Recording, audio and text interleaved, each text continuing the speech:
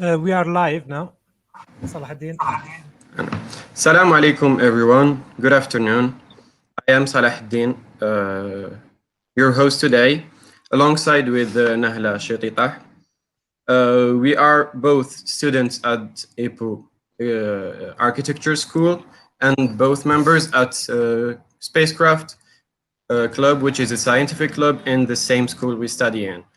We are here alongside with Medina Foundation, our collaborators for today's webinar, which is the 14th webinar of Medina's Foundation after since the beginning of the COVID-19 crisis. And I pass the turn to my colleague Nahla. Hello, good afternoon once again. So for today, I would like to ask you to write us your names, your occupation, or your job, so we can know more about our audience. So for the second point, for today, we're going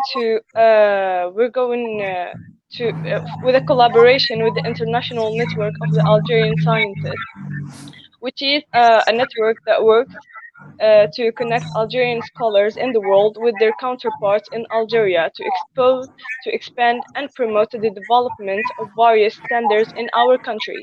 So, and now I will be happy if they can present the video. الشبكة العالمية للعلماء الجزائريين إيناس هي منظمة غير ربحية تأسست عام 2016 من قبل أكاديميين ومهنيين جزائريين مقيمين في الولايات المتحدة الأمريكية. الهدف من وراء تأسيسها هو رد الجميل للوطن والمساعدة في رفع مستوى التعليم في الجزائر. مهمة إيناس هي ربط الكفاءات الجزائرية في جميع أنحاء العالم مع نظرائهم في الجزائر. من بين أنشطتها نظمت إيناس مؤتمراً مهماً عقد خارج العاصمة واشنطن في الولايات المتحدة الأمريكية عام 2019. حدد المشاركون في المؤتمر عدة قطاعات حيوية تحتاجها الجزائر، واتفقوا على العمل في 10 مشاريع تغطي مجالات مختلفة نذكر منها التعليم والرعاية الصحية والزراعة والسياحة البيئية إلى آخره. والعمل في هذه المشاريع لا زال قائما. تستخدم إيناس أكثر المناهج العلمية تطورا من أجل تسيير ومعالجة هذه المشاريع. البداية المتواضعة لإيناس تضمنت عددا قليلا من الأعضاء، وهي اليوم تضم مئات الجزائريين الأكفاء من جميع أنحاء العالم. هدفهم هو المشاركة في رد الجميل والمساهمة في بناء جزائرنا الجديدة. هذه الثلة من الكفاءات الجزائرية الفخورة بوطنها تجمع بين التنوع والخبرة مع الاستعداد والرغبة في تمهيد الطريق من أجل مستقبل مشرق للجزائر. تستخدم إيناس منصة تقنية جد متطورة تسمح للأعضاء بالتعاون وتبادل الأفكار والخبرات. كمنظمة قائمة، إيناس لديها أقسام عملية مختلفة تضمن الدعم المحترف لجميع أعضائها ومشاريعها وتظاهراتها العلمية. نرحب بكل الكفاءات الجزائرية في العالم للانضمام إلينا في هذه المهمة النبيلة. الجزائر أكبر منا جميعاً، فلننهض ولنترك بصمتنا.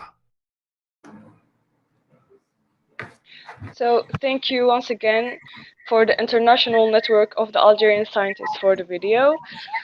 So for today, we're going to address the topic of the sustainable design and besides exploring alternatives to current practices in Algeria.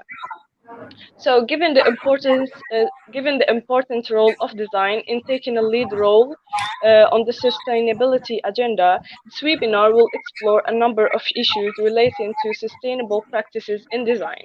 It's going to explore a range of design approaches that architectural practices in Algeria might find useful to consider as a part of the design and production process of a built environment.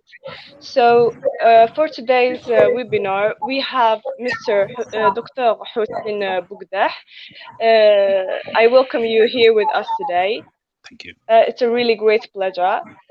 So Mr. Dr. Hussein Bougdah is a senior research fellow in the School of Architecture and Cities at the University of Westminster, London, UK, with 30 years of experience in the UK higher education.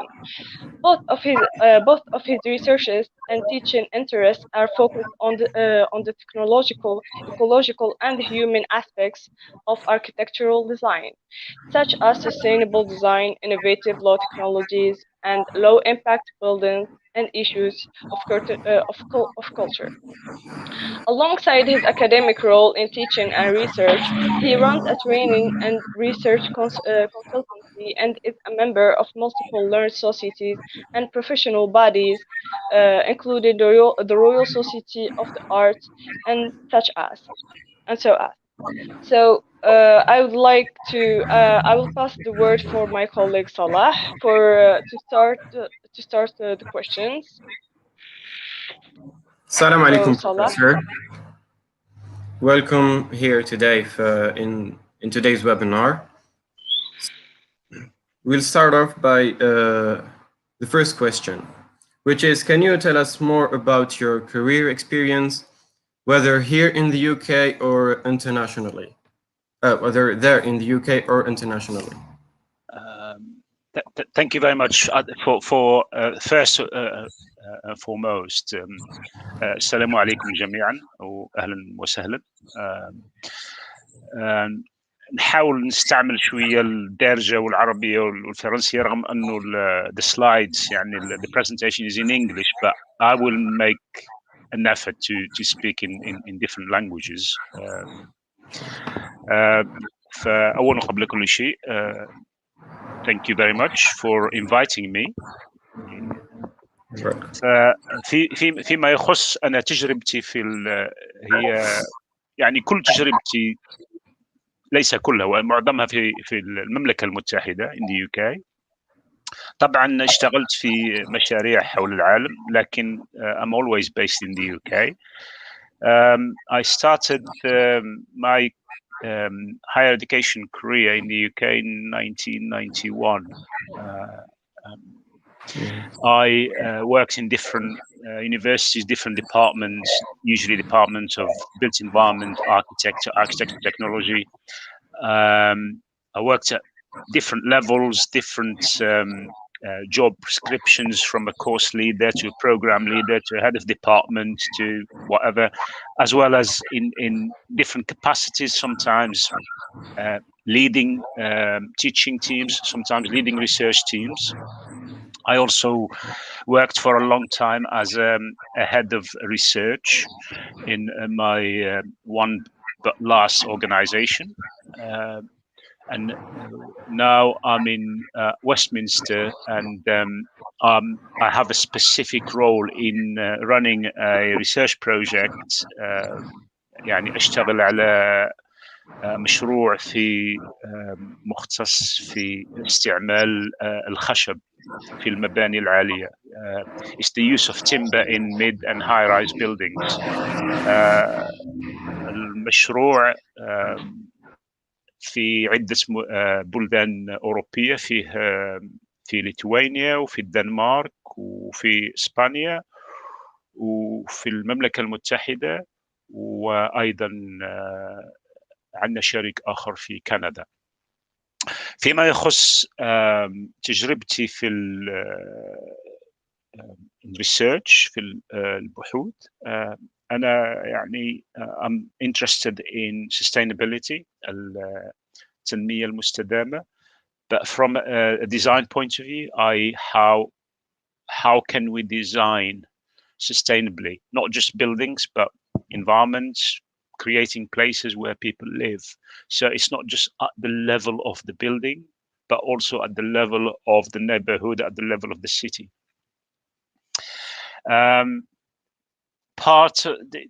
These days, a huge or part of my time is actually not the time I do the work that I'm paid for, but time spent on projects and also on things that I don't get paid for. That's the nature of things here. I get involved in a lot of things. I don't I don't do them for the money. That's because how it is to become to be an academic involved in. For example, I do a lot of reviewing for journals. I also am an editor-in-chief of our own journal, the ESSD, Environmental Science and Sustainable Development. I'll invite some of you, if you want to publish, come and publish with us. We're not Scopus yet, but I know in Algeria, if it's not Scopus, they don't talk to you. Scopus in Europe is neither here nor there. I can tell you that.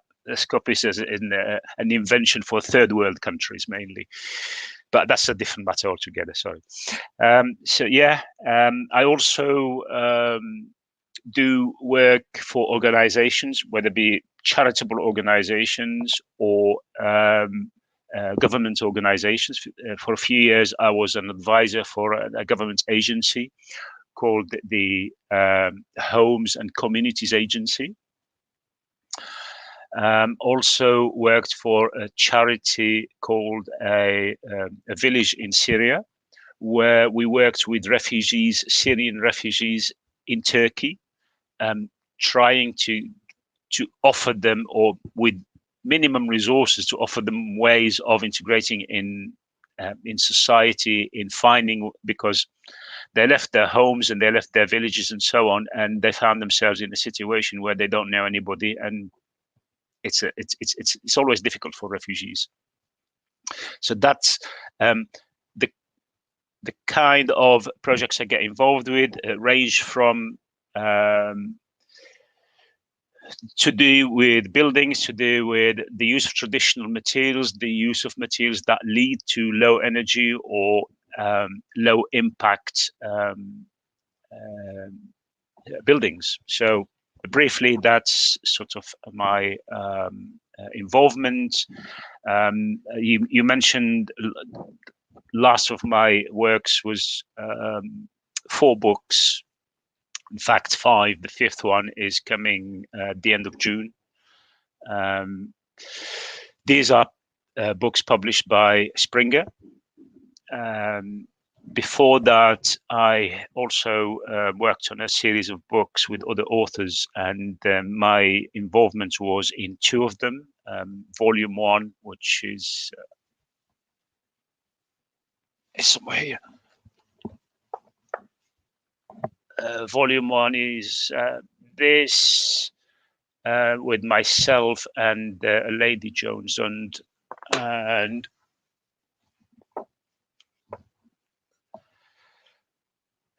people who study architecture. Of course, I would recommend it. It's my book. No, seriously.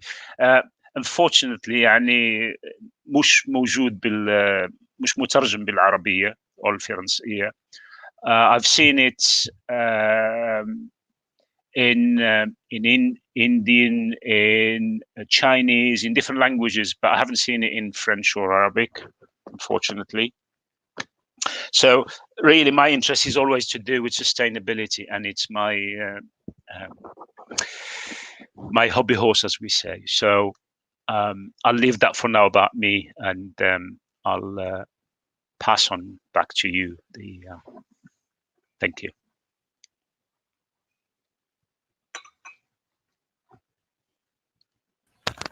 أستاذة نحلة راكي معنا، راكي ميوت. ممكن تفتحي المايك، ولا صلاح تفتح المايك، راكم في زوج ميوت. الله أعلم، نحلة عندها مشكل في الكونكشن. Yeah, she has a connection problem, so I'll speak in her place, I guess. Or shall we wait for her?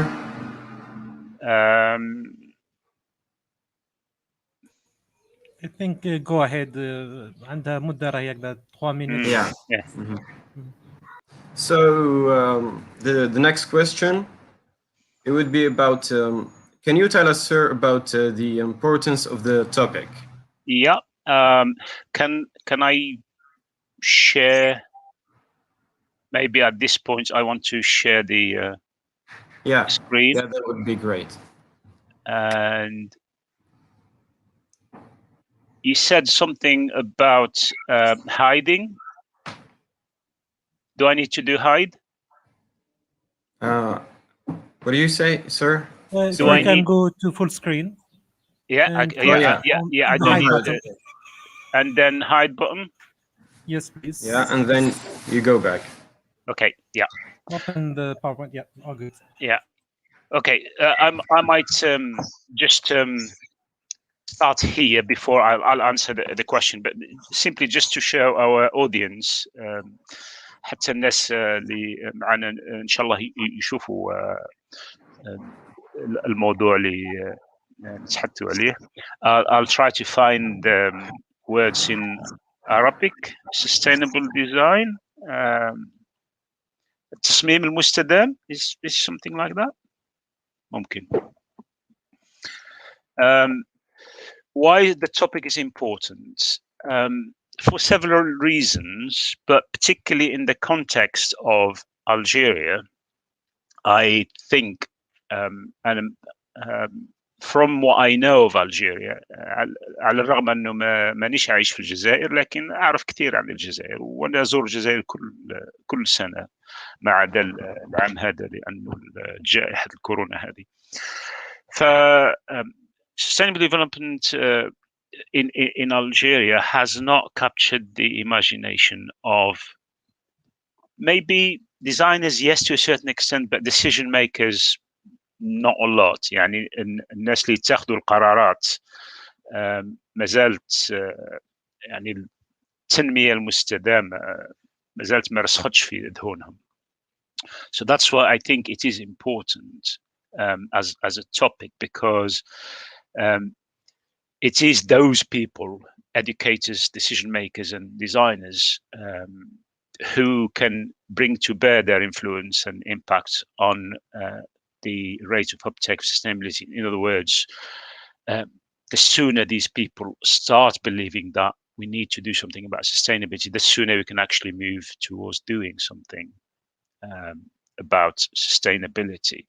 And at this point, I'd like to ask a question in the open. Anybody can come back to me. And the question, I'll ask it in English, but if there is anyone here among you who can translate it to French and Arabic, يعني تكون حاجة مليحة. The question is, in Algeria today, are we anywhere near ready or on the way to be ready for the after fossil fuel kind of economy? ممكن يعني السؤال هل نحن يعني بدأنا في الطريق على أن نكون مستعدين لما بعد البترول والغاز? Would anybody want to come back to us with attempt to answer the question?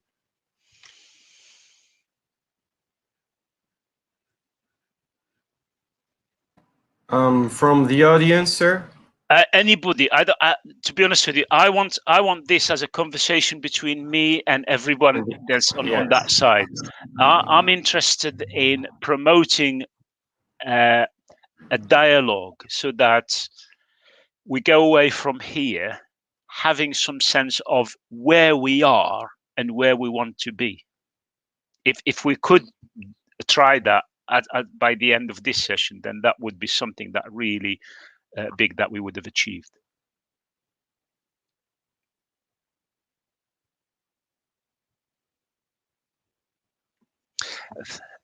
الإجابة لا. Okay. I think we are somewhere in halfway, because every university are working on and studying the situation. Okay, I want to stop at this one here. I think we are somewhere in halfway, because every university. Okay, do you think? And please, can someone again? Can if some this is a name I can recognize. Rudwan, do you think someone can translate what I'm going to say? Someone said that universities are doing Good now. certain things. What can universities do? And perhaps let's just leave it at within the confines of architecture and the built environment.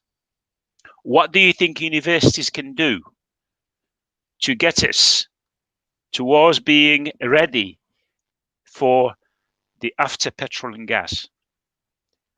اللي هو أصلا البترول والغاز, sorry to say this, إنه نقمة وليس نعمة.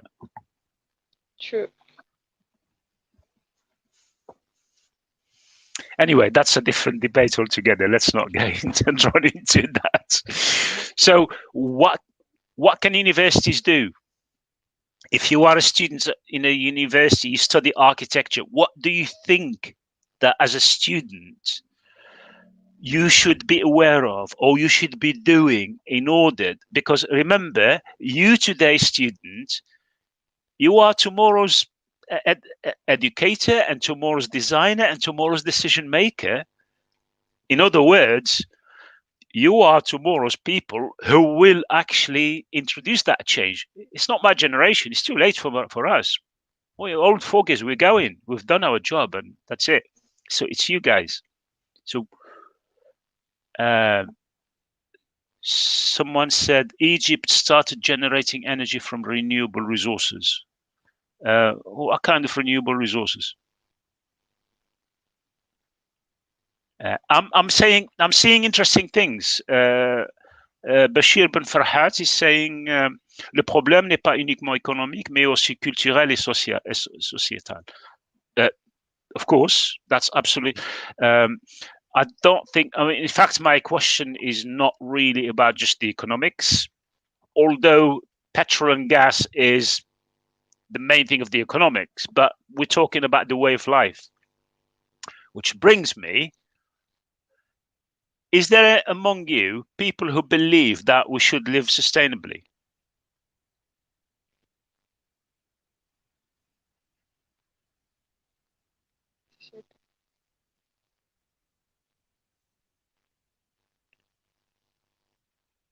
Topic, for example, the Polytechnic School joins students to search on sustainability topic. Okay, yeah, fine, doing research, fine.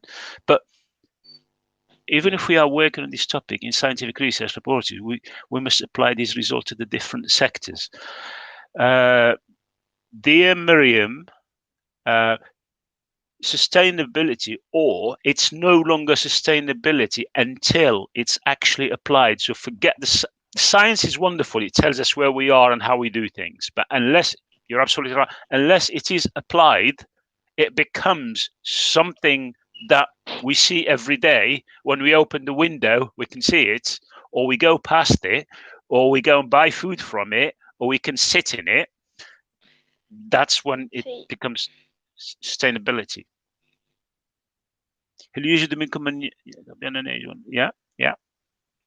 Please, can someone, I'm interested particularly because this is to do with individuals, people. How do they see sustainability? Is it something that other people do?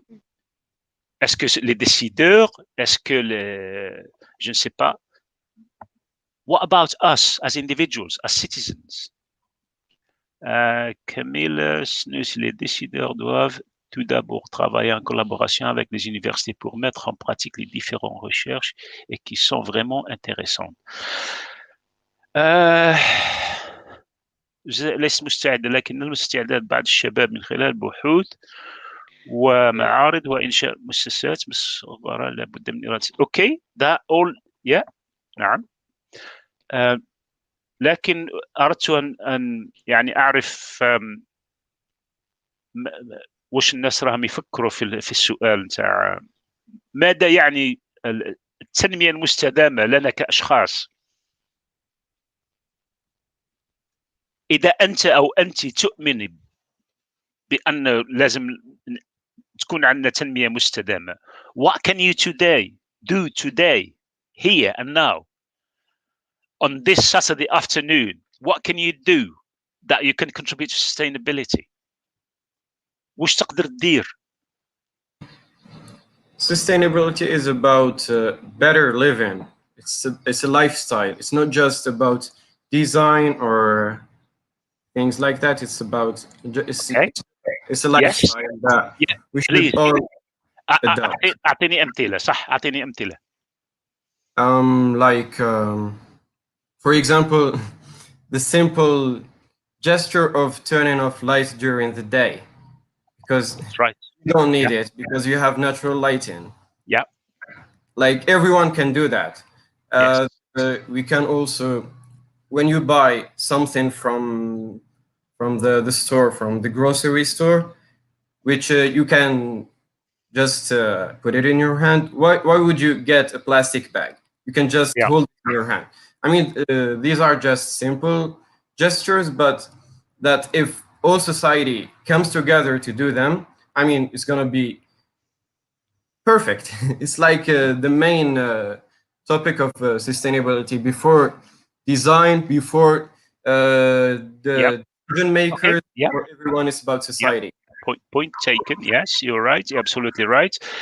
Gigi, something saying everybody is involved in sustainability, and I'm not. I don't agree with you, unfortunately. parce que كي نروح للجزائر ونبدا من الكارتي اللي يسكنوا فيه لا فامي، نروح نريح عندهم. No one thinks about sustainability. Absolutely no one.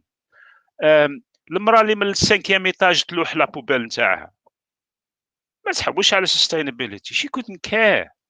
الراجل اللي يدير في الفيدونج لا فواتور نتاعو والزيت هذاك الكحل اللي يصبوا عند بعد تما في التروطوار ما يحوش على sustainability. he couldn't care. So we talk about it. We like to think that maybe we want to be sustainable, but we don't do a lot.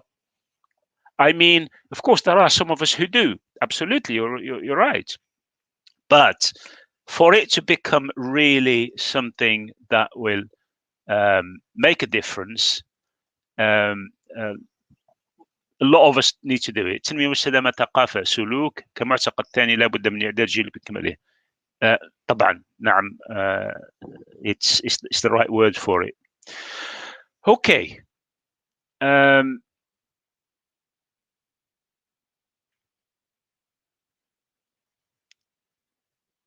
Shall we?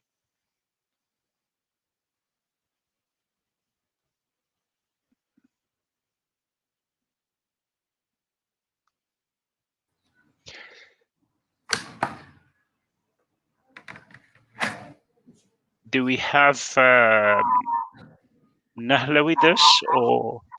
No, we lost her again, I guess. All right. Okay. So should we play the video? We haven't got to the video yet. Oh yes, we have. Yeah, but I was expecting. It's okay. I can just do the introduction to it. To say, can you see my screen? Yeah. Okay. Before we play the video, I simply wanted sort of by way of an introduction to it is before we delve into sustainability and how it can affect our future and affects even the present, I wanted us to look at this concept of one planet living. The one planet living comes from the fact that when we look at the way we live around the world at the different living standards, if all of us on Earth we live by the standard of living, let's say, of one of the poorest countries, I don't know, let's say Somalia, then we only need 1/4 of the planet with its resources to live on. Whereas if we all live by the living standard of the US, we need about 5 planets, but we don't have 5 planets, we only have 1. So that's where the problem arises. So can you please play the video?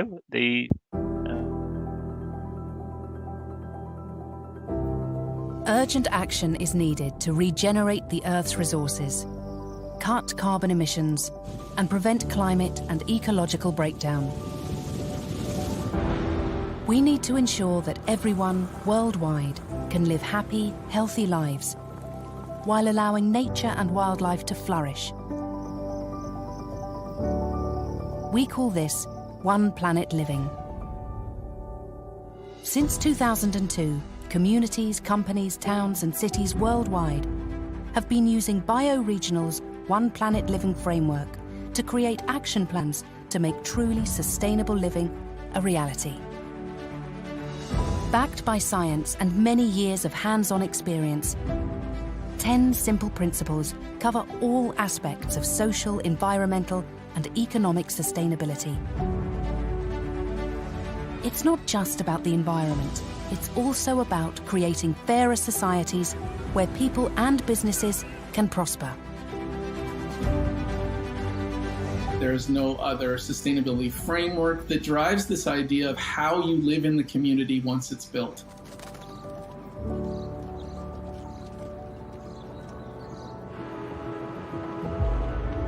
A root cause of today's environmental crisis is overconsumption.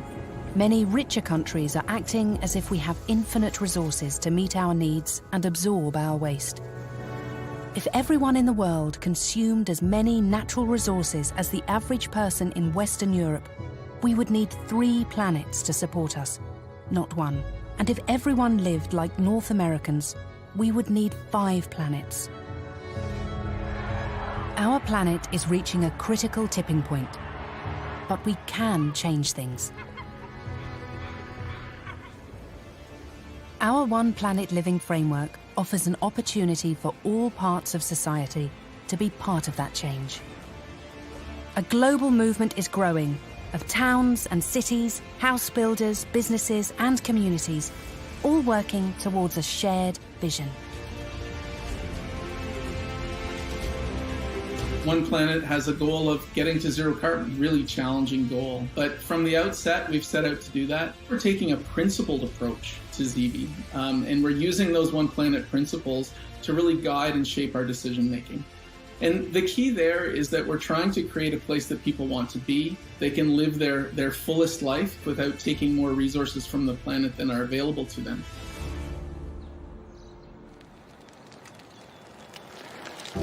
The framework provides guidance on how to create practical plans to enable us to live well within the planet's limits.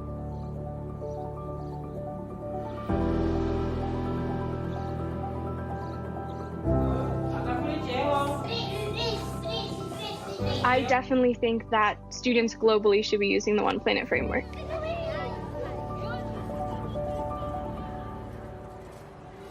At Credo, we use the One Planet principles in a variety of ways. Each year we have an annual trash and fashion show, which is an event where students make outfits completely out of garbage. And then we have a youth summit every year, which we work with organizations in the surrounding community. And in school itself, we have a try-waste system, which all students learn how to use. One Planet Living is a highly flexible framework and can be used anywhere in the world. Bioregional provides advice, tools and training to help developers, businesses and local authorities realize their ambitions. One Planet Living framework here in Rwanda has assisted us in having better management of our resources. For instance, we have a garden on the property where we do a reforestation project. We grow local sustainable food in our garden, and as well we do training on waste management.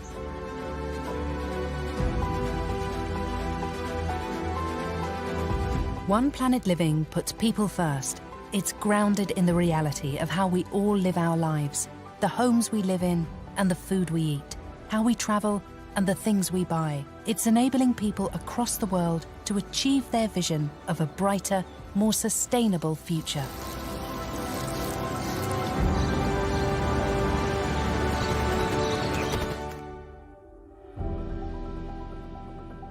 To find out more and get involved, search for One Planet Living.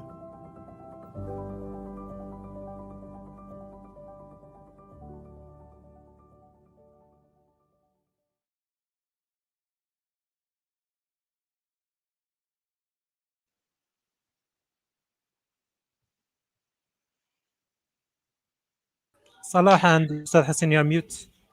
I unmuted. Can you hear me? Yes, we can Yeah, hear you, we but can. your camera is off. If you can turn on your camera, please. Camera مغلوقة. All right.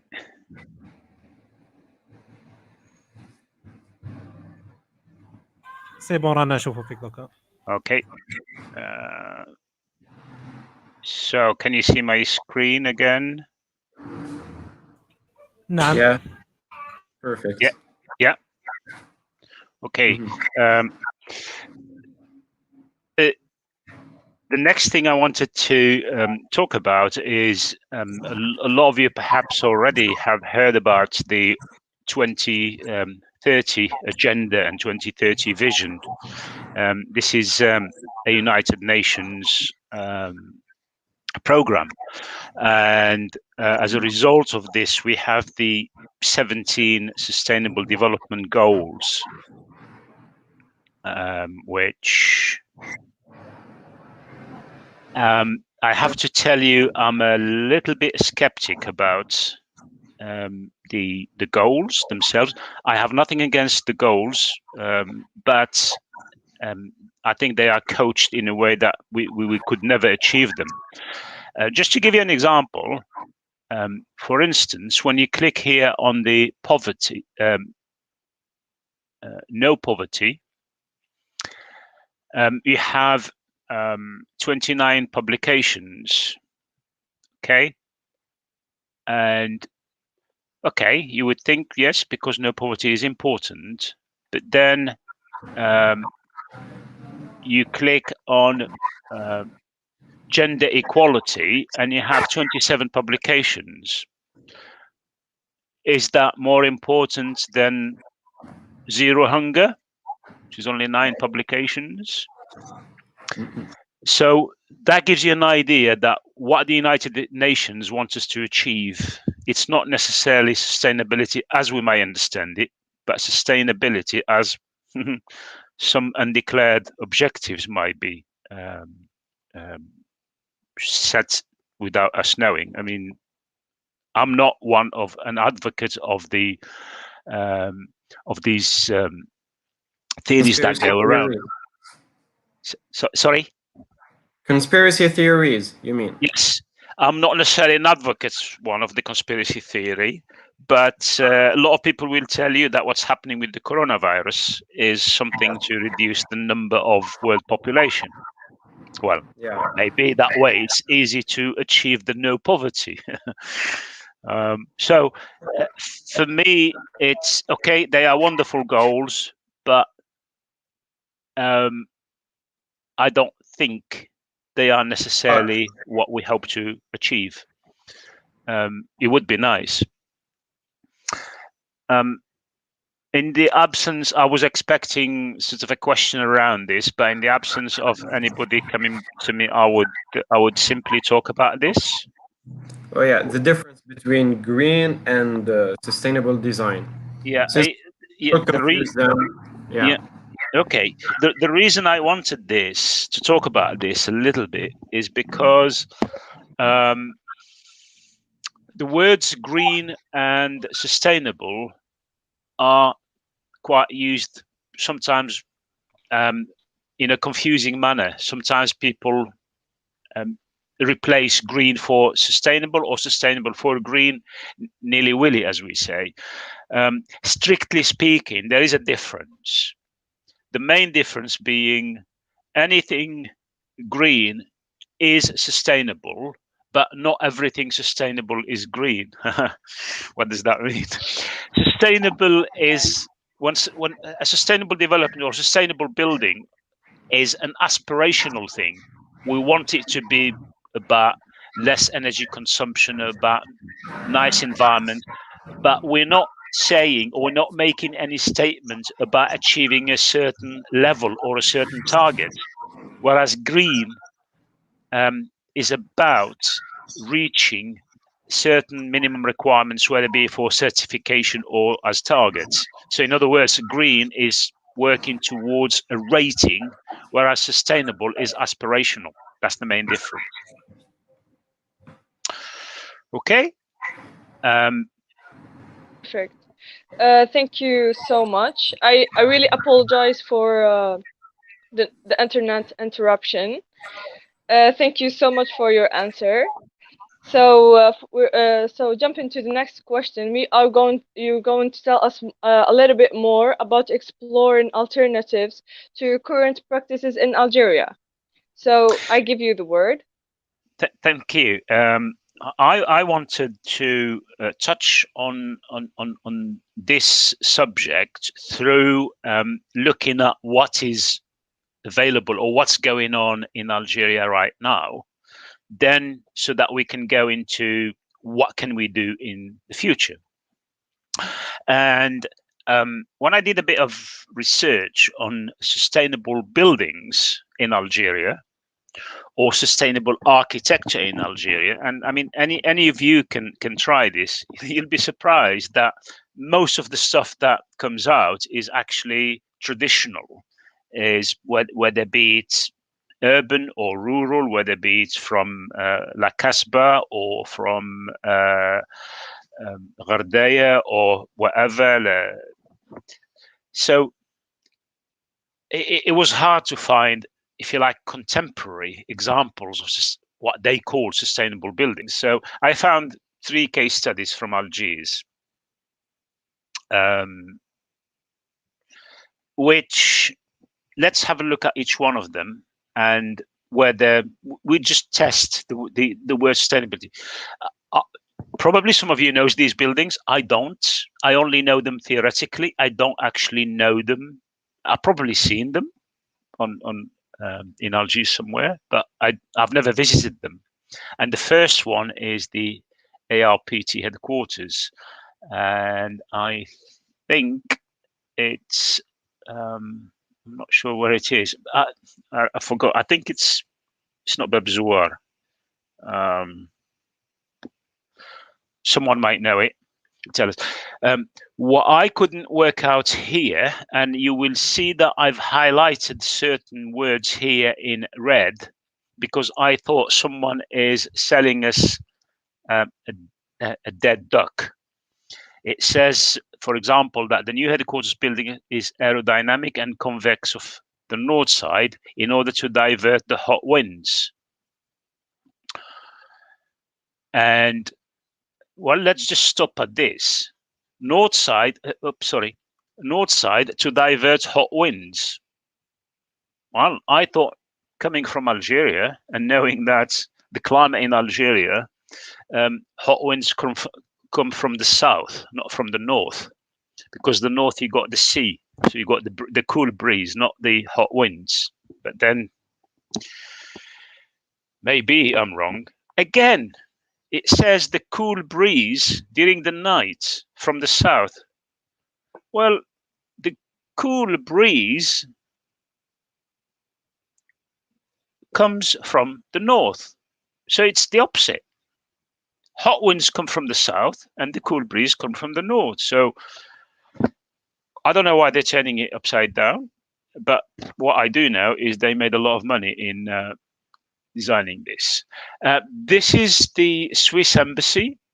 I don't know if any of you knows about it, but when I read about it, actually I can see certain elements of sustainability. For example, the use of the concrete structure on the outside, what you see in white, to provide shading, which means that you're reducing the energy use. So yeah, I can accept that it's a sustainable design to a certain extent. This is a third example of the Algeria Gulf Bank headquarters. I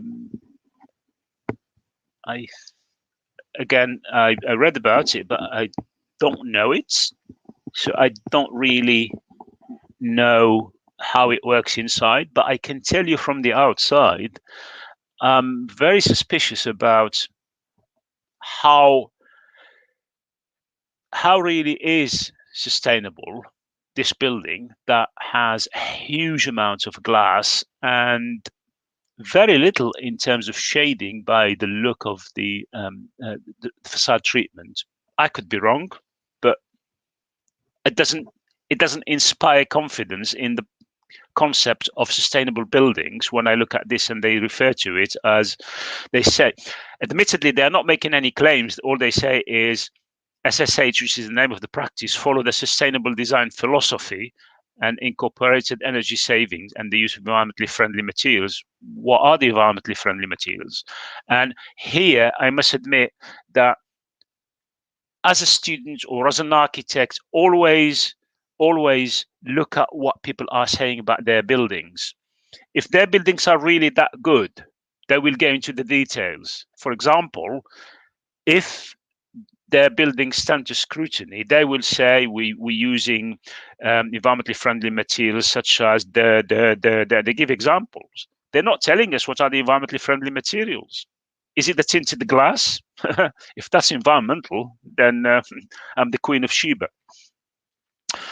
So that's really, those are three examples of buildings. And then I came across this example.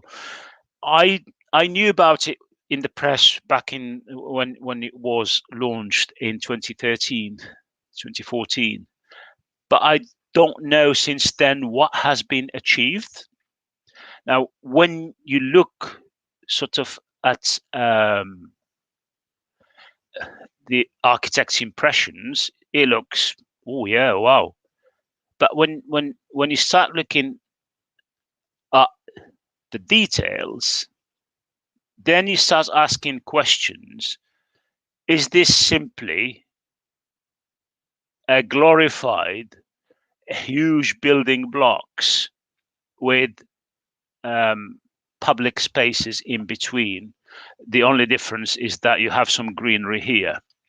I have no idea. I can't judge it. But to me, my main criticism of this is not the design or anything. My main criticism is looking at the budget, a huge amount of money, $2.4 billion. I would have thought I would go for a small project as an experiment and then see how it goes. And if it's successful, then I can go for larger projects. So that's in answer to the question. I would, if people have any questions, or please ask in Arabic, in French, in بالدارجة. malgré أنا ما هدرتش en français ولا en arabe. بصح if people want to ask me, إذا يسألوا أسئلة حاول تتكلم بالدارجة. Okay.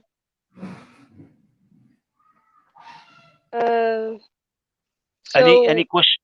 Yeah, go on. Yes, go there ahead. is a question from Med El Hajj.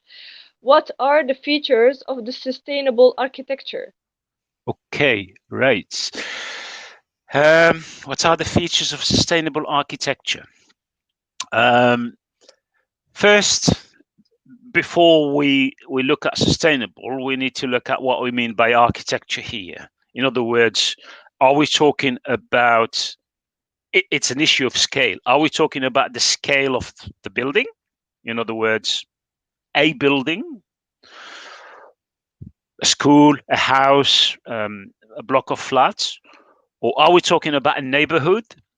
Are we talking about a housing development? Are we talking about a city? Because each one would have a slightly different characteristics as well in requirements.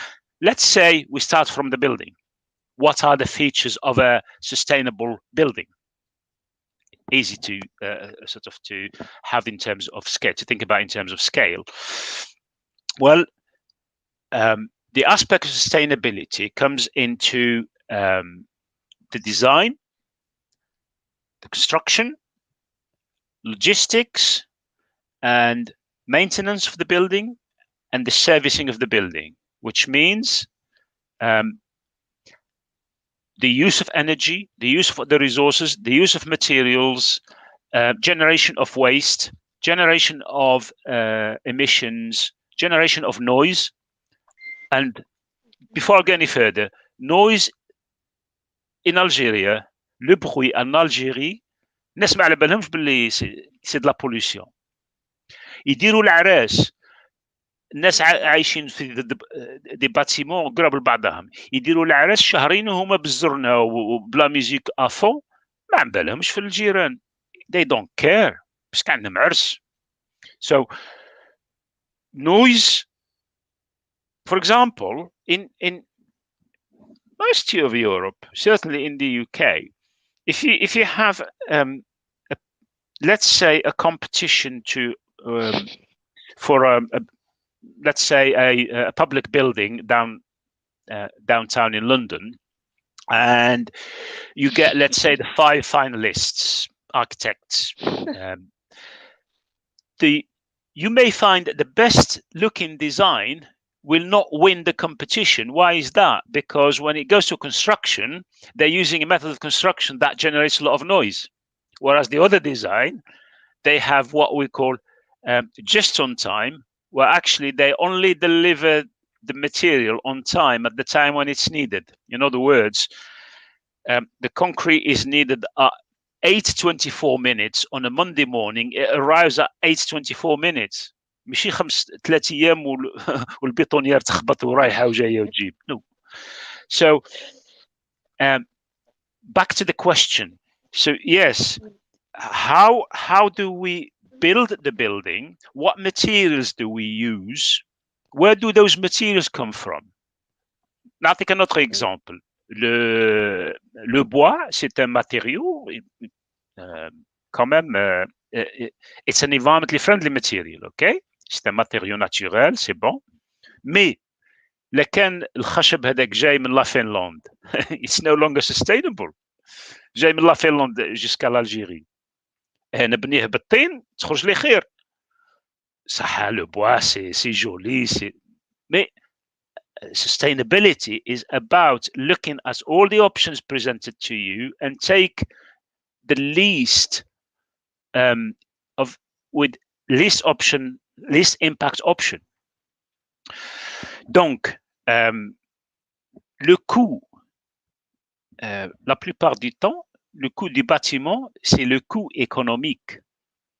يحسبوا غير le coût des matériaux, les coûts de la main-d'œuvre, alors que normalement pour la société, il y a le coût écologique. ما يحسبوش شحال بون هذا يقدر يبنيها ب 4 مليار وهذا يبنيها ب 2 مليار ودمي، نعطيوها لهذا اللي يبنيها ب 2 مليار ودمي، بصح ما نحسبوش اسكو لا بوليسيون اللي يدير هذا وهذه تو سام we don't care. Donc all these elements go into what makes a building sustainable. In fact, that video,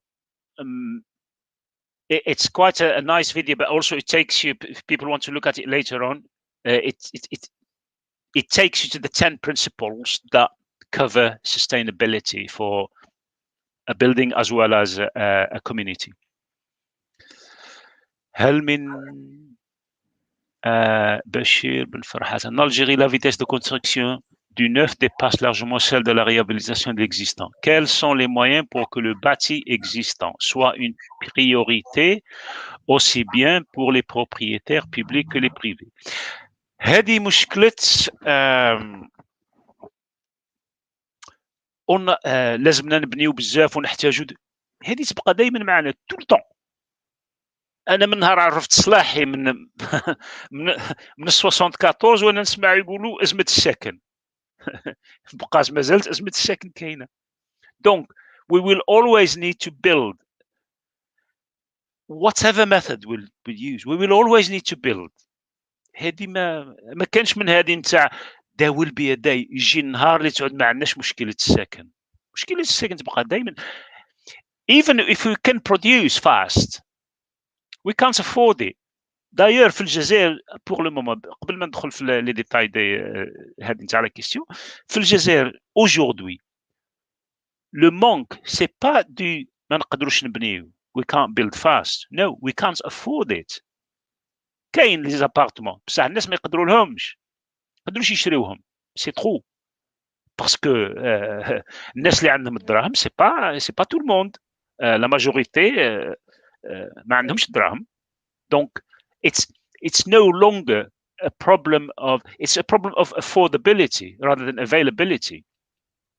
I know a lot of people don't agree with me, but when you look into it, you find, and there is research actually that says today in Algeria, the problem is affordability, it's not availability. In other words, إذا كان عندك الدراهم اليوم تروح تجيب ان F4 تجيب ان F5 تجيب واش حبيت. But you need a lot of dosh. Bon, revenons à la vitesse croissante du neuf dépasse largement celle de la réhabilitation de l'existant. Quels sont les moyens pour que le bâti existant soit une priorité aussi bien pour les propriétaires publics que les privés? Pour que le privé يكون عنده un intérêt, لازم le public هو اللي يسبق. In other words, même le bâti existant راه نتاع un privé بصح لازم le public, qu'est-ce que je veux dire par le public, l'État doit faire quelque chose, لازم يدير حاجه باش يخلي le privé intéressé باش pour faire quelque chose à sa propriété. احنا malheureusement في الجزائر déjà ما عندناش we don't have the culture of maintenance and the culture of looking after what is public. احنا عندنا public يركلوا ويفوت tout ce qui est public. تلقى un espace public الناس ما تلقاه je ne sais pas par exemple البالكون تاعو متحوف ومنه ومنه مي ليسباس كومون هذاك اللي يدخل عليه ولا لاكاج ديسكالي سي كوم نتاع حيوانات حاشاكم اكرمكم الله. دونك سي ديجا on a un problème culturel.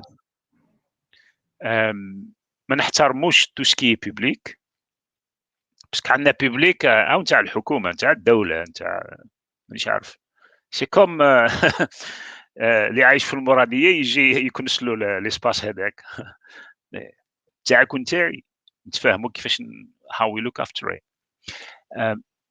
Donc à mon avis en réponse à cette question c'est l'intervention du public et même l'aide du public pour que le privé peut faire quelque chose. Sorry, how can the architecture in the south of Algeria help to economize the energy, especially in the south of Algeria? These days, the weather is very, very hot.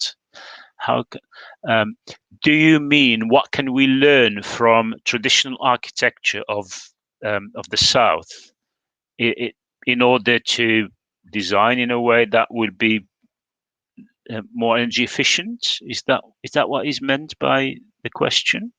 I mean, I have my views, and I think there is a lot we can learn from traditional architecture, both of the south and of the north. Traditional architecture in Algeria, vernacular architecture, call it what you may, has a lot of good features that are actually good for the climate that we live in, whether be it Sahara or Lefnor. Malheureusement, the way we build, la façon dont on construit aujourd'hui n'a rien à foutre avec le traditionnel ou avec ce qu'on a. Bon, ça veut pas dire نعاودو نبنيو بلي méthodes هذوك, mais pourquoi ne pas trouver des solutions pour que des matériaux traditionnels peuvent être utilisés dans des systèmes de production contemporains. And one of these examples we'll talk about in later slides about rammed earth and l'architecture en terre, c'est surtout. Anything else, or shall we move on? I think we'll move on to the next question. Okay. Or the next, yeah. So, sir, can you tell us what are some of the alternatives or the design alternatives that we can adopt here in Algeria to be more sustainable? Okay, thank you. Yeah. So let me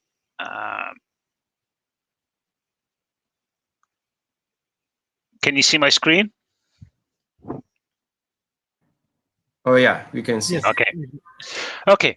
So I'll talk about alternatives in generic terms first, and then in the context of Algeria.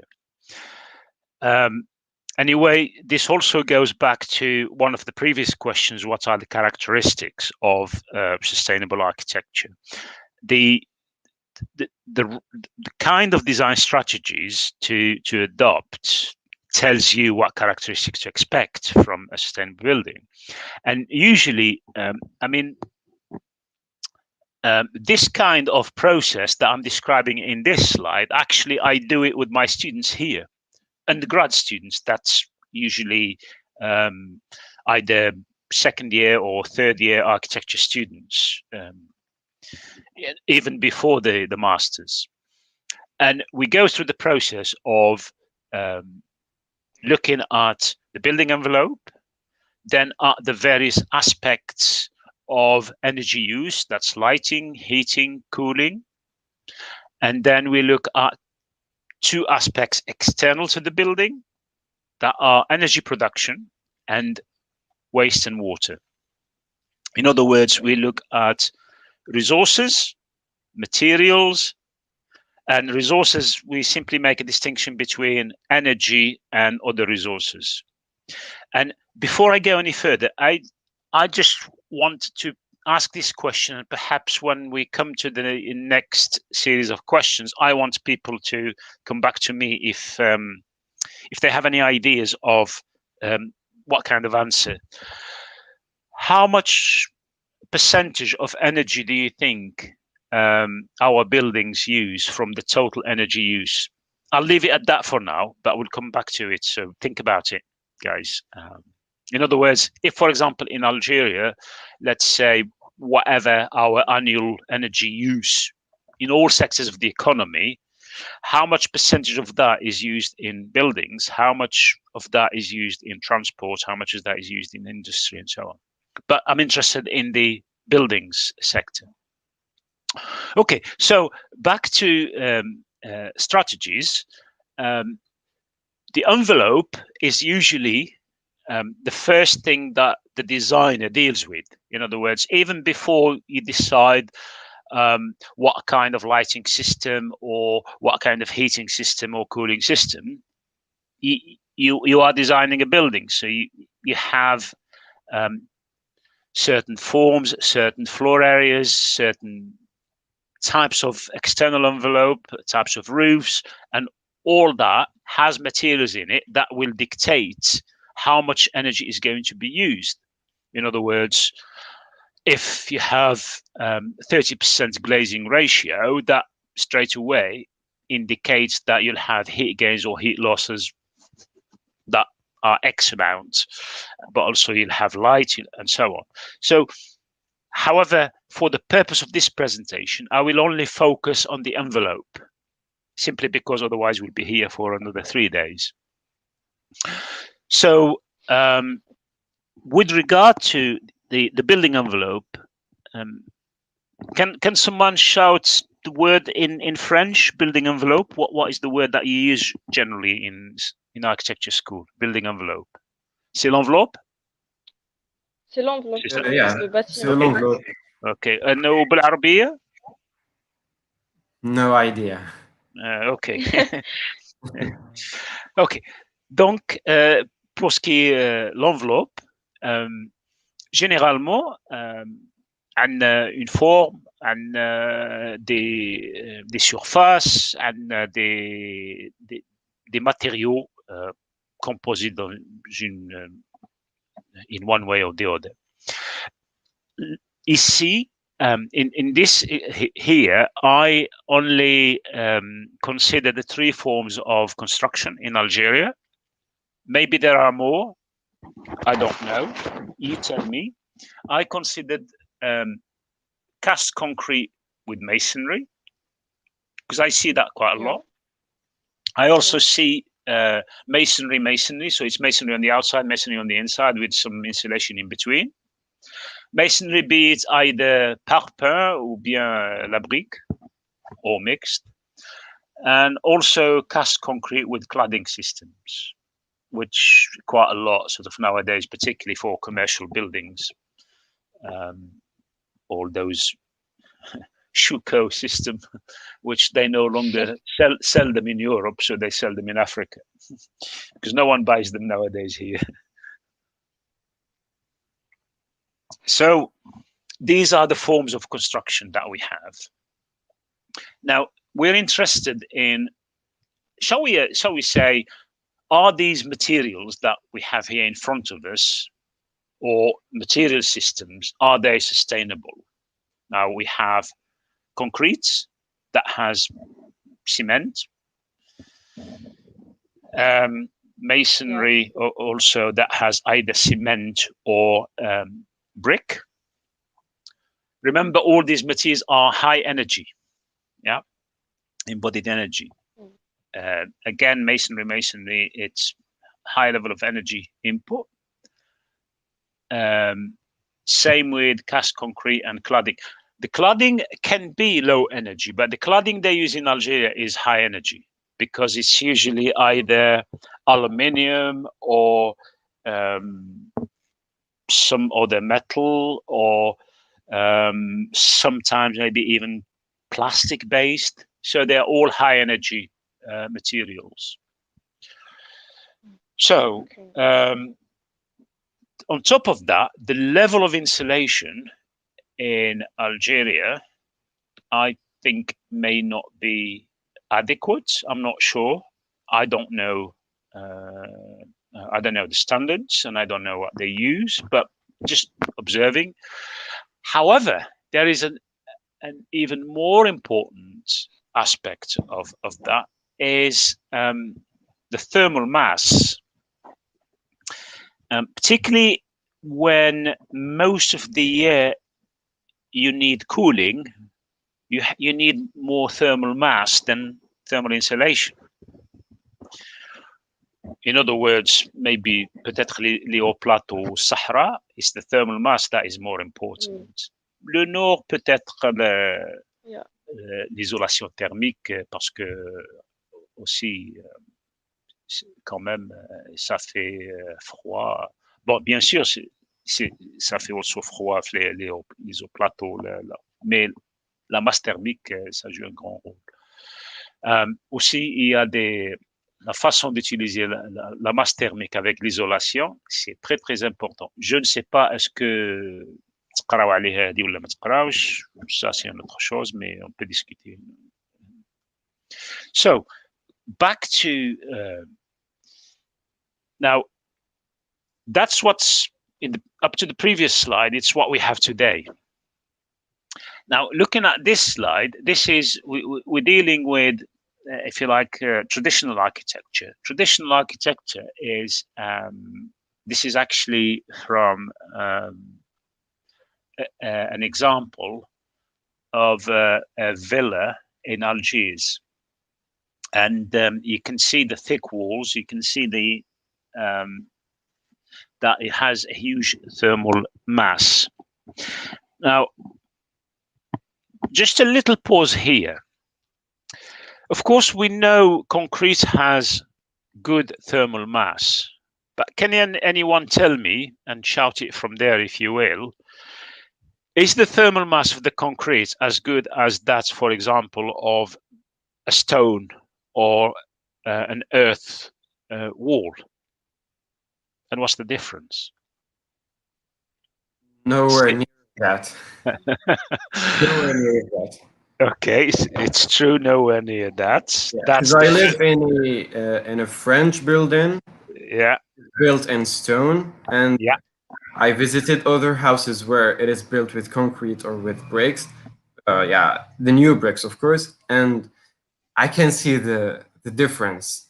Like here during the summer, inside the house, it is cool compared to outside, and the same during the winter. It is warm and cozy. Yeah, compared to outside. Yeah. You're absolutely right. Thermal mass of a natural material is far more different than what I call it's not versus natural material. We have a man-made, if you like, material like concrete. Why is that? Concrete is made up of different constituents. عندك le gravier, عندك le ciment. C'est le ciment qui acte comme l'agent. It's the binding agent. Le ciment, le comportement du ciment, pas vis-à-vis au transfert de chaleur. I'm not talking about heat transfer. I'm not talking about the physics of heat transfer. I'm talking about, for example, the breathability. Un matériau naturel. Par exemple, même une structure in stone, and it's built with, instead of cement, let's say it's built with a mortar, lime mortar or gypsum-based mortar, it becomes breathable. The problem with cementitious materials, concrete and so on, they don't breathe. And you know that when it's hot, you need to breathe and you need air to move around. And even the air, even there is a breeze outside, it doesn't reach you through a concrete. So it's not just the heat transfer phenomenon, it's also the breathability. So my point here is that we forgot how to build simply because we have a material that is called concrete that is readily available. The irony is, concrete is a material that has been introduced to us, but we do not understand the material. B, if we did understand the material very well, we may use it slightly differently in the way we use it now, and we may not use it to the same extent. يعني ما نستعملوش كما نستعملوه. Malheureusement,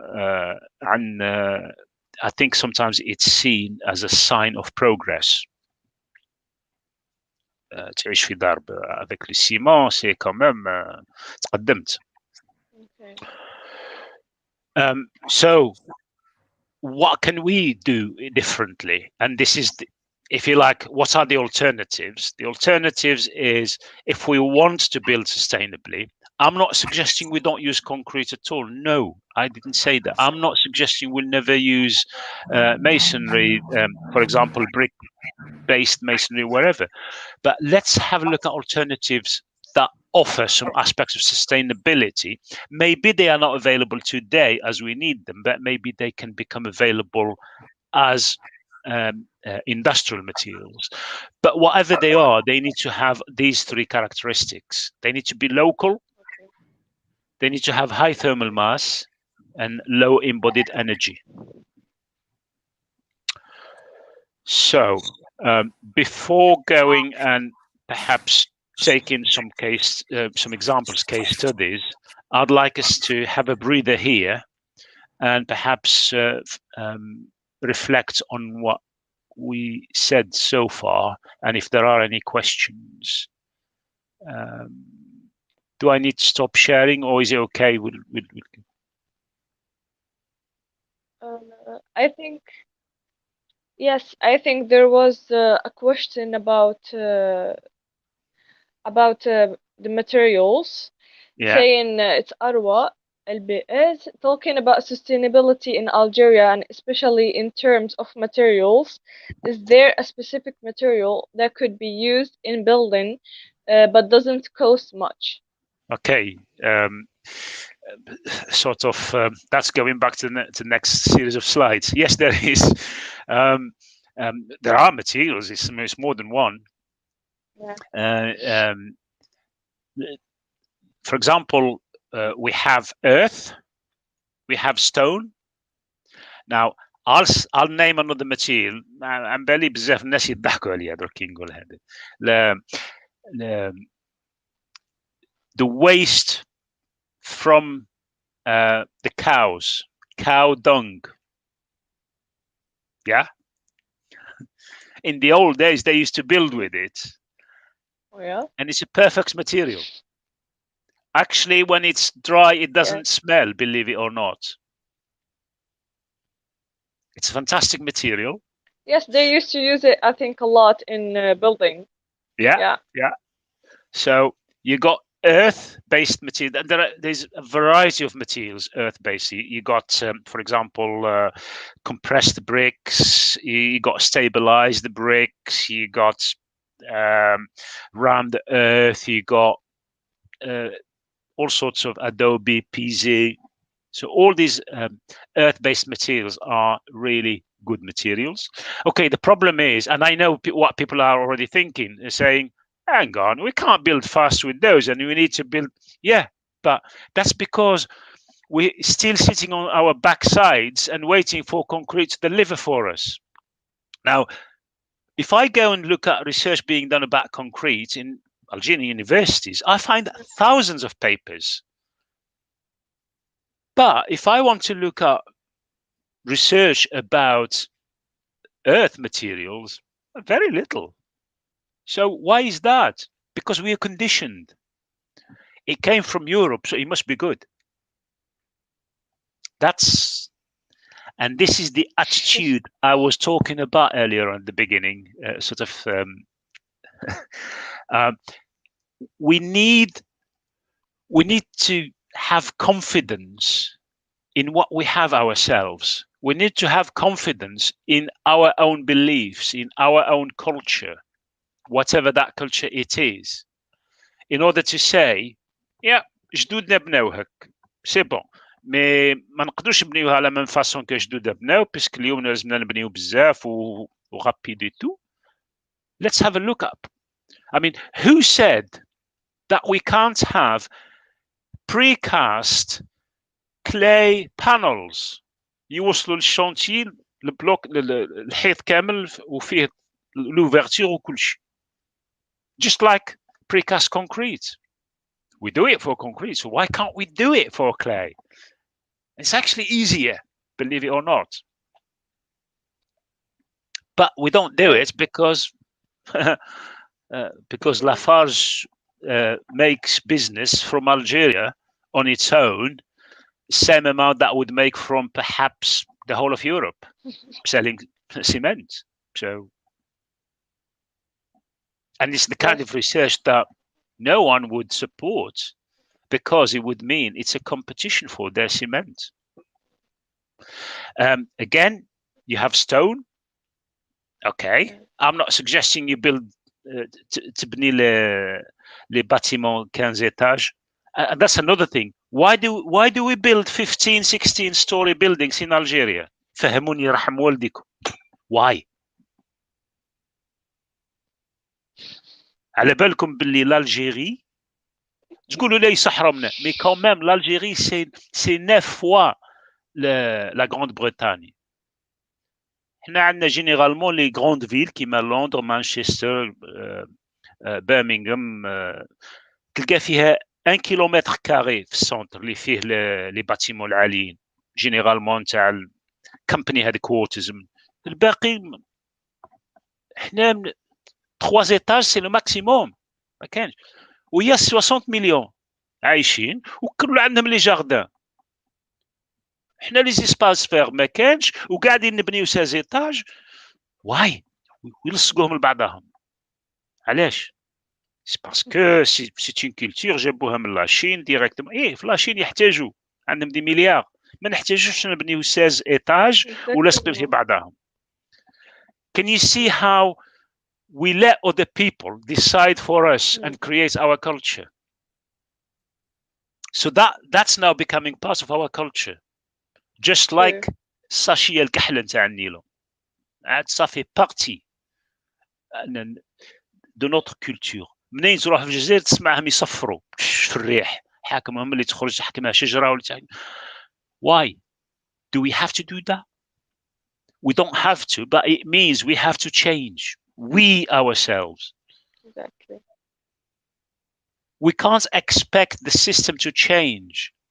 Whatever that system is, whether it be cultural, political, if we personally are not prepared to change, whatever that change may be this much, maybe that much, but we need individually, each and every one of us need to change in order to make a change for society. So in answer to that question, certainly we have a series of local materials. Yes, there may not be industrial materials at this point in time, but we can make them industrial materials.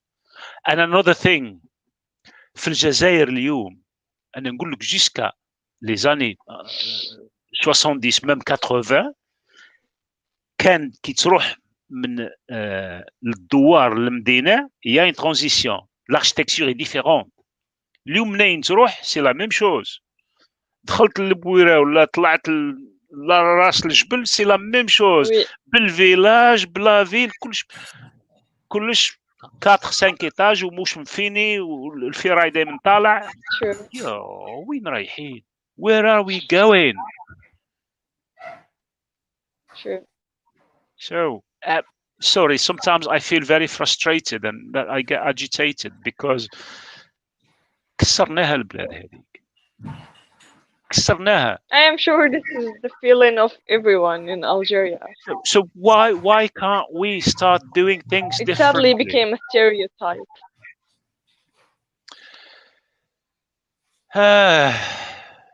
Let's hope that we can do things in a different way. Let's hope. But we have to hope with the conviction that we are prepared to change, because if we are not prepared to change, then no one is going to do it for us. Okay? Shall we move to the next section looking at the case studies? Sure. Okay, so I chose a couple of case studies yeah, go on. Sorry, go on. Go on. No, Mr. Go on. You can.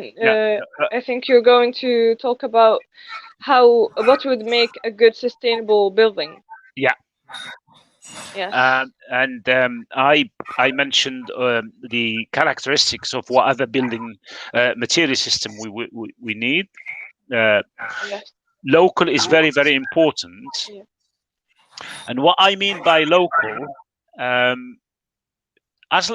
for us to start with, as long as from the country, the same country, or from the same region.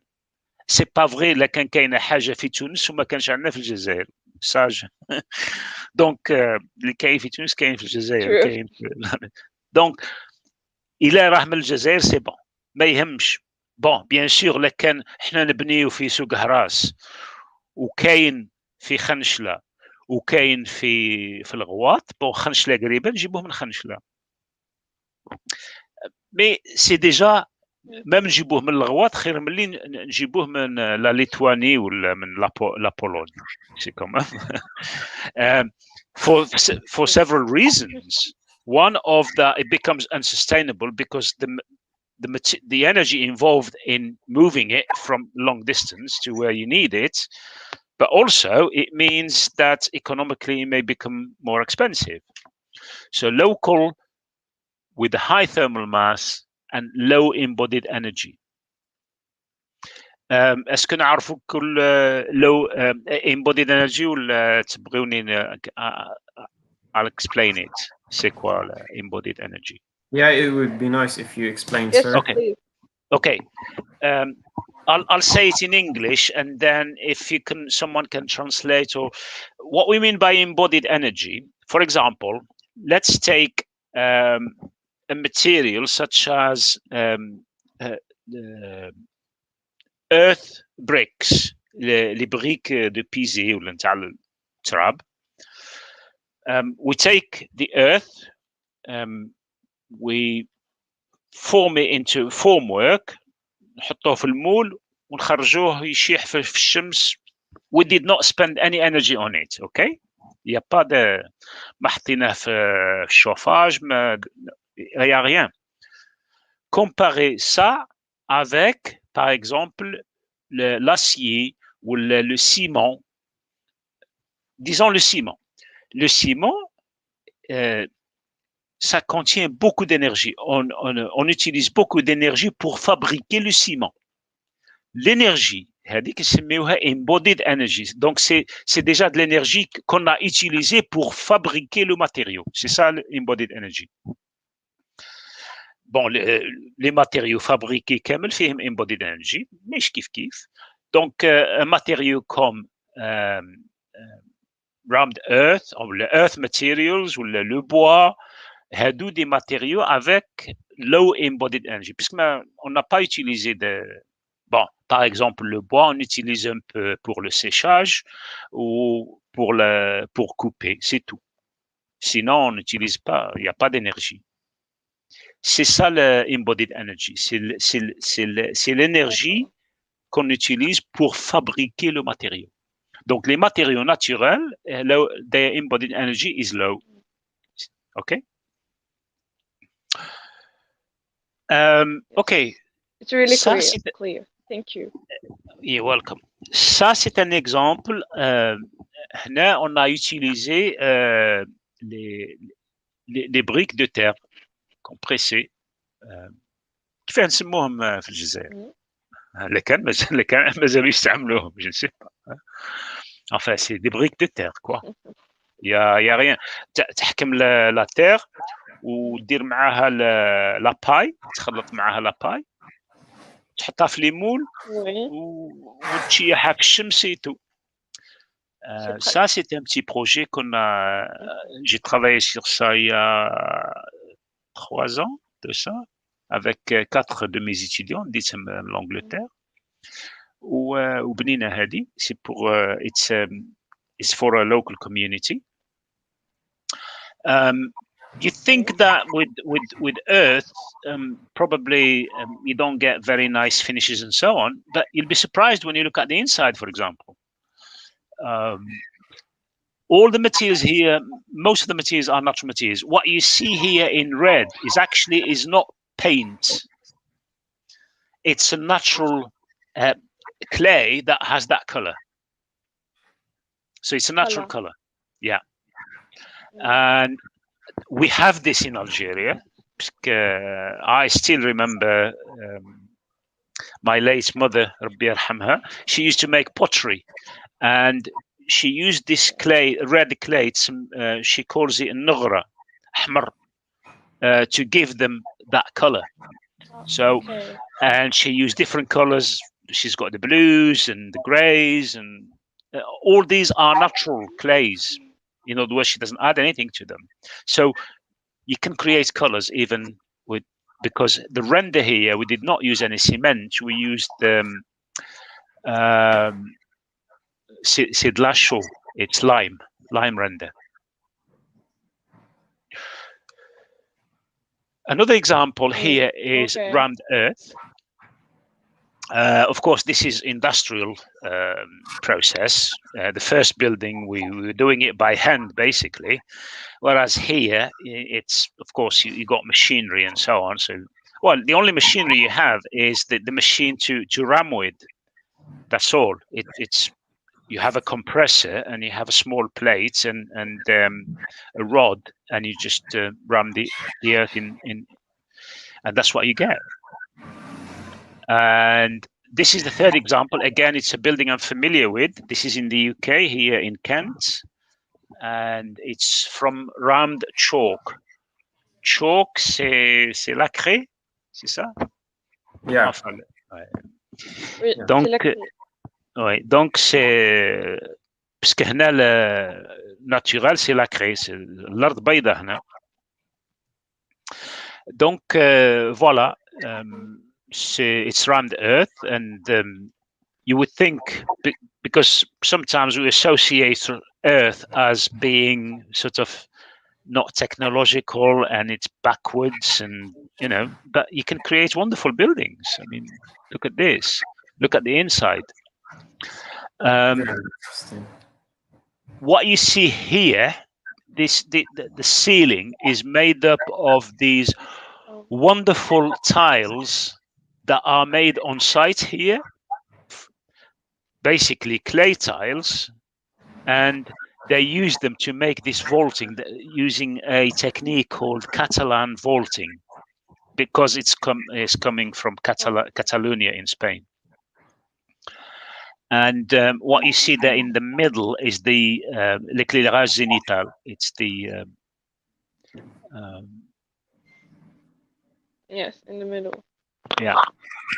Again, the staircase, all these are made with the same tiles.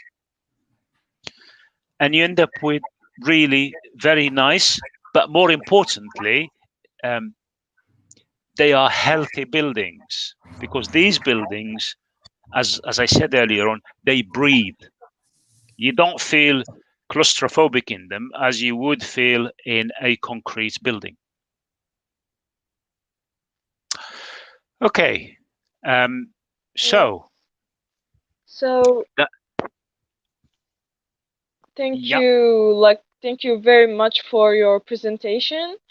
I heard there was a question asking you about the place of this building, and I guess it's not in Algeria. The first one, no, it's not in Algeria, it's in Cyprus.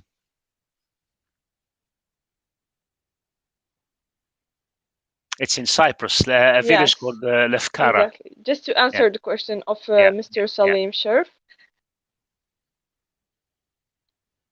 Yes. However, thank you very much.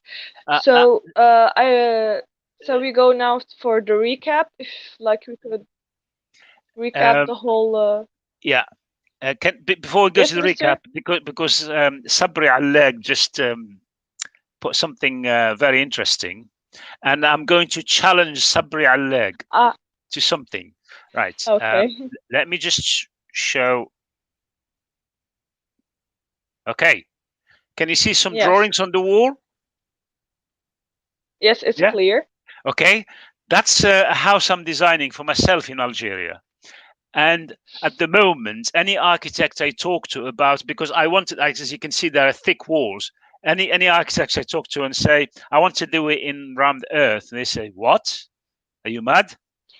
You will not find anyone to build it for you. So I'm going to build it myself.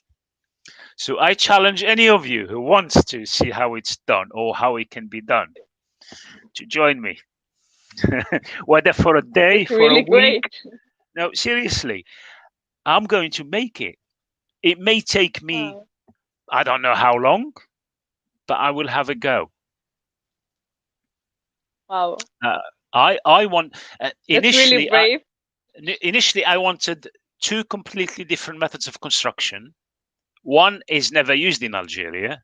It's an American European, but it can actually still be used in Algeria.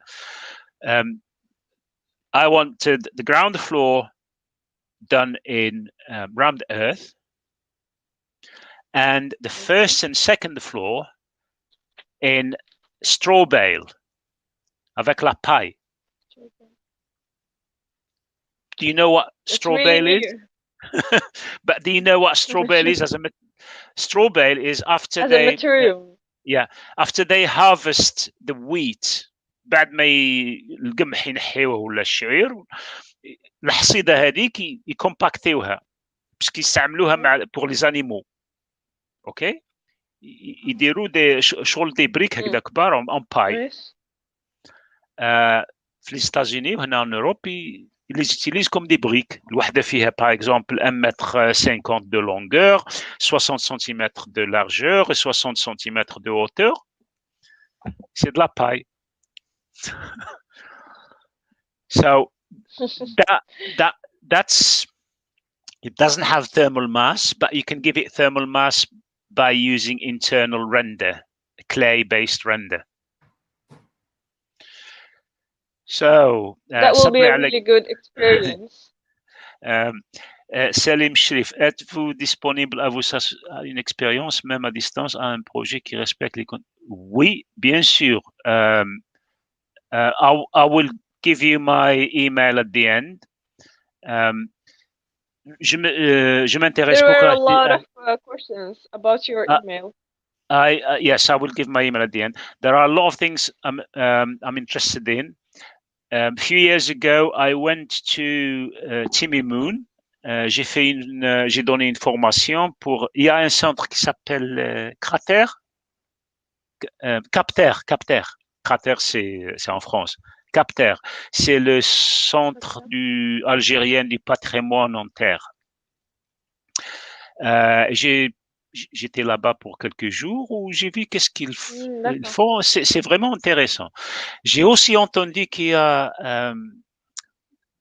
même j'ai vu qui compte نستعمل Facebook, je l'utilise pas maintenant. Il y avait un groupe quelque part la Kabylie, quelque chose comme ça. Ils s'intéressent les choses هادو نتاع sustainability, ils يخرجوا sur chantier, ils font des travaux avec les anciennes bâtisses. And I'm really interested in these things. It seems that there are a lot of people that are interested. Okay, I'll share my email at the end. I really am interested in these things. Yeah, I will offer you all these things at the end. Yeah, okay. Right, so that's great. Okay, so shall we there is another question. Okay, yeah. What about sustainable energy use in buildings, electricity and water? Any thoughts? Should we answer it? I can answer it before we move on, yeah. Okay. That's great. I will give an analogy. Okay, the use of energy in buildings in Algeria first. Any thoughts about the percentage use? How much do you think we use, the percentage of energy, of the total energy? How much we use energy in buildings? Anybody? Okay, usually is about 30 to 40%, depends. Probably in Algeria, it would be around 30 to 40% of the global total energy use for the country. Okay. For example, if the whole of Algeria uses, and remember, Algeria is not energy efficient. Say that again, please. Yes, he just answered you saying 70%. 70? No. It's not 70. No. Talking about the percentage. Yeah, no, it's not 70. No, it's too much 70. You correct that. Yeah. So, as I was saying, is around 30 to. Probably Algeria, I would put it around 35%. And of energy is used for buildings. Now, in buildings, how do we use that energy? Where does it go? About 50% of it. No, I would say in Algeria, because we use a lot for cooling, I would say about 60 to 65% of that energy is used for space heating and cooling, maybe even more. The rest is for servicing, lighting, and so on. So that's in terms of percentages. Now, in terms of energy efficiency, in Algeria, buildings are not energy efficient at all. Imagine عندك جيبك وفيه je ne sais pas فيه 10,000 وصرف بالدور و5 دور و4 دور. Maybe your generation ما تعرفوش سي كوا الدور و4 دور. very small coins ما يشيروا لك والو nowadays. عندك جيب معمر بالصرف والجيب هذاك مقعور فيه ثقبه وزوج. انت تمشي وهذوك الصرفات يهبطوا. That's how energy efficiency of buildings. Buildings in Algeria, they leak energy. In other words, probably, let's say your building use annually, I don't know, 150 or kilowatt hour. Out of the 150 kilowatt hour, really, what the building needs is about 60 or 70. The rest is just wasted. Why it's wasted? Because of mismanagement. الضوء شاعل وانت ما تحتاجوش. je ne sais pas بالكش لا كان عندك. J'ai remarqué for cooling in Algeria, c'est vrai, السخانة كاينة, mais la température extérieure راهي 38 degrés ولا 40 وهو يحط لك الاخرى 16 degrés. تمسخر بينا. It's too much difference. Yeah. You don't need it that much difference. If the external temperature, la température extérieure 38, 25, c'est bon pour le corps humain. صح في الأول تشوفها من بعد خلاص. احنا تلقاه يحط له افون mais non, it's wrong. That's why people get يمرضوا منها. Yeah. B, there's too much energy wasted. La même chose with heating. Par exemple, bon, il y a du froid, c'est bon. Et بصح انت قاعد في الدار وعلى تلبس لي تي شيرت when the external temperature is 5 degrees. دير فيها قمجة, دير فيها je ne sais pas, un pull. What's wrong with that? Rather than having the heating system for 6 hours, have it for 2 hours.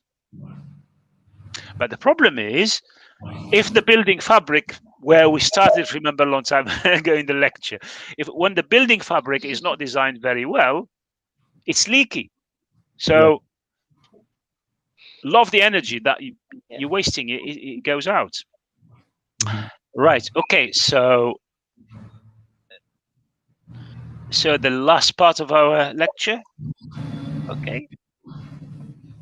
I suppose we move to the lessons learned. Yeah. Yeah. Okay.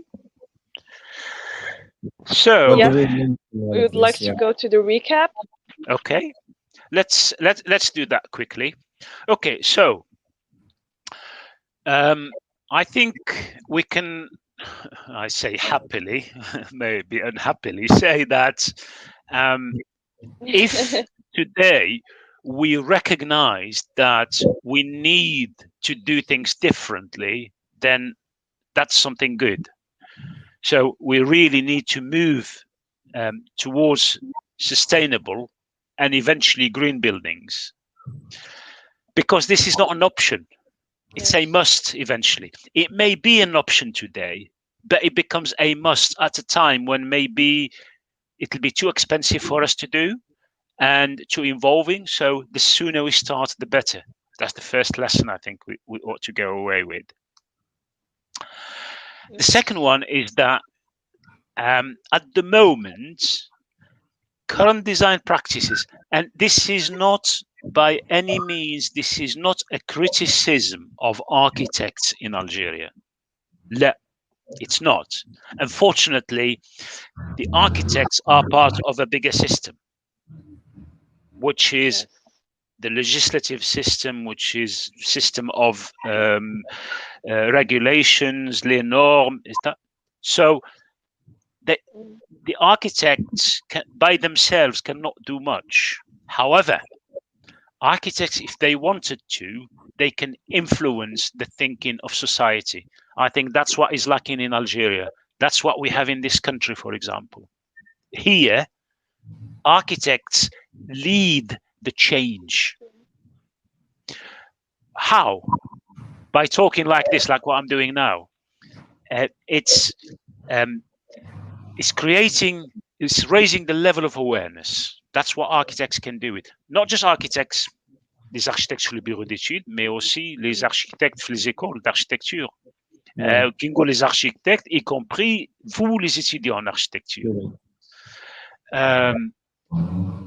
Parfois, je vois des choses en matière de projet les étudiants, ça m'encourage. Parfois, je vois des choses, la plupart, c'est pas la plupart, mais beaucoup d'étudiants, ils chauffent des projets de fin d'études a lot of glass and des boîtes en verre وفي un climat d'Algérie. أنا je me demande كيفاش هادو ما فهموا والو في in terms of design. علاش؟ سي با باسكو لي ما يفهموش، نو، حاشا، هما ils sont influencés. Ils s'influencent trop بيشوفوا باسكو all the star architects يديروا glass، هم قاعدين يبيعوا لكم في واحد الحلم هذاك هما يديروا منه الدراهم، هذا ما كان. مي it doesn't work for our countries. I'll give an example of Dubai. It's the worst architecture you can come across, but it's the kind of architecture that always win international prizes. Why do they think it wins international prizes? Because it makes a lot of money for 1% of the architects in the world. For the 1% of the lucky people in the world that have a lot of money. That's not the architecture that will be sustainable and get this world to keep going. It's like business. It's not. No, it's not. No, it's not. It's like business. It is business. It's a global business. It has nothing to do with the culture of people, with the way people want to live, and with the way people want to go away about with their everyday life. I'm not suggesting that don't have any towers. Yeah. ابني على روحك، هذيك جايه في الحديد الشريف، نهار يتسابقوا في الابراج العاليه، هي الدنيا رايحه تفنى، ما يهمش. That's a different matter. You can have towers if you wanted to, but that's for small. You know, why have towers for residential purposes? لا قدر الله شعلت النار، شحال how long will it take them to evacuate a building? We had, I don't know if you heard, about 18 months ago, we had a fire here in the UK. As a result, actually now the law is changing. Les bâtiments اللي شعلت فيهم النار مش عالي بزاف، بالكش واحد 10 étages, quelque chose comme ça. But a lot of people died. Yeah. Imagine if it was 60 floors. No one will survive. Wow. Yeah. True. The third lesson is that from the practice standpoint, a change in attitude is needed even before the skill sets required to adopt sustainable design approaches. Here I'm really talking, or I'm trying to engage both practicing architects, architecture students, and if any of you is likely to be a decision maker or knows a decision maker that can get them to understand something about this, it would be wonderful. It's not the skills and the technology that gets us to change. It's attitudes, first and foremost. Then comes the skills and the technology. It's having the attitude to want to change and to understand that we need to change. And I think it's the last one. Some traditional forms of construction can be exploited and made relevant to contemporary methods of building construction. And that's mainly, I'm referring to traditional materials such as earth-based materials and stone, and so on. And I think a material that is extremely underused in Algeria, la chaux. La chaux, c'est un matériau extraordinaire. Si on vient, ou si on peut remplacer une grande partie du ciment avec de la chaux, c'est déjà une victoire pour tout le monde. Parce que la chaux fonctionne comme le ciment, un lien hydraulique, mais moins d'énergie, low embodied energy. Pour fabriquer de la chaux, je ne sais pas si vous connaissez, c'est vraiment très simple. نجيبوا la pierre, يسميوها sandstone, وتحرقها traditionnellement يحرقوها بالحطب، يديروا فرن مبني بالحجره ويشعلوا فيه النار بالحطب. النار هذيك تشعل بوغ جو نسي با 12 16 هذاك الحجر كامل يطيب يولي سي دو لا شو سي تو. Mais aussi comparé au ciment, la chaux it's breathable. C'est un matériau qui respire. Okay, that's the end of our session. Thank you very much. I put here some, I think they're being shared, these web links for resources. And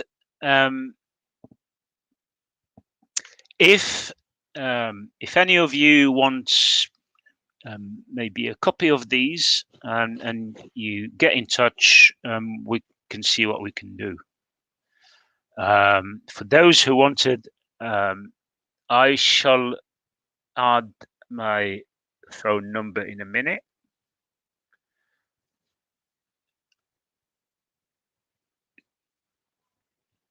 That's my email address. I'll put my phone number on the chat thing. Okay. If you can share it on the chat or something. Yeah. Yes, that would be great. Yeah, I'll do that. So, okay. Sadly, because we will have to end our live soon, because it's already past almost 2 hours. But it was interesting.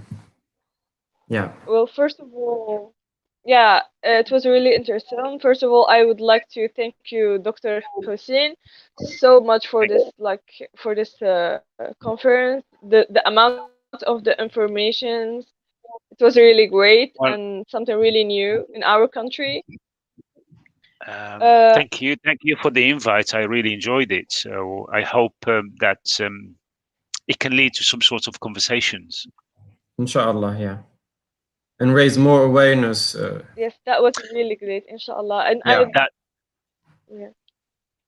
that's really important. It's especially awareness. The best we can hope for now is raising awareness among students, architecture students. Now, I don't know if you know this, but throughout history, architecture students are the agents of change. Yeah. Even in the 1968 and 69 events, whether it be in the US, whether it be in Europe, most of the students who came out on the streets are architecture students, or the largest proportion of architecture students. Why is that? It's not because they are really clever, they're not. Because the way architects are taught, it gets them to be aware of the issues of society. Thank you very much. Sabri is saying thanks for the presentation. Well, thank you, everyone. I really hope that we can get some sort of conversation going. So, thank you so much, sir. Yes, I guess this is the. Yes, we're going.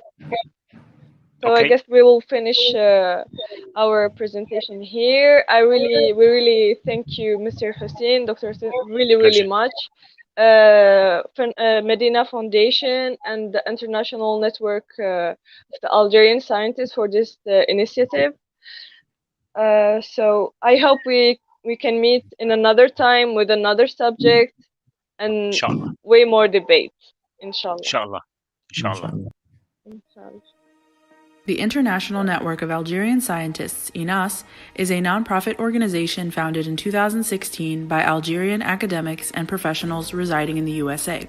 The motivation is to pay back the homeland and help elevate the level of education in Algeria. INAS's mission is to network Algerian competencies worldwide with counterparts in Algeria. Among its activities, INAS has organized a significant conference that took place outside of Washington, D.C., USA in 2019. The conferees identified several need areas in Algeria and agreed to work on 10 different projects covering areas ranging from education, healthcare, to agriculture and ecotourism, to name a few. The work is ongoing and progressing. Ines is adopting the most contemporary and proven scientific methods to address these issues. Ines's humble beginnings included a few members. Today, it accounts for hundreds of able Algerians from the world over. Their goal is to participate in the rebuilding process of our new Algeria. These able and proud Algerians combine diversity and expertise with benevolence to set a path for a bright future in Algeria. Ines uses a top technology platform to allow members to collaborate and exchange knowledge. As an organization, Ines has different departments that ensure professional support to all its members, projects, and events. We welcome all Algerian competencies worldwide to join us in our noble mission. Algeria is bigger than all of us. Let's stand up and be counted today.